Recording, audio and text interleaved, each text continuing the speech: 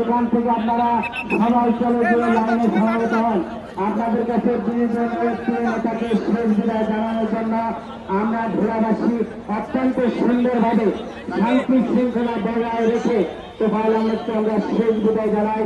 এই নেতা কিন্তু চলে গেছেন, আর কোনোদিন ভোলার মাটিতে পা রাখবেন না। প্রিয় নেতার উন্নয়ন, অগ্রগতি, সমৃদ্ধি, ভোলার মাটির মানুষের নেতা ছিলেন 69 নেতা আমাদের প্রিয় নেতা।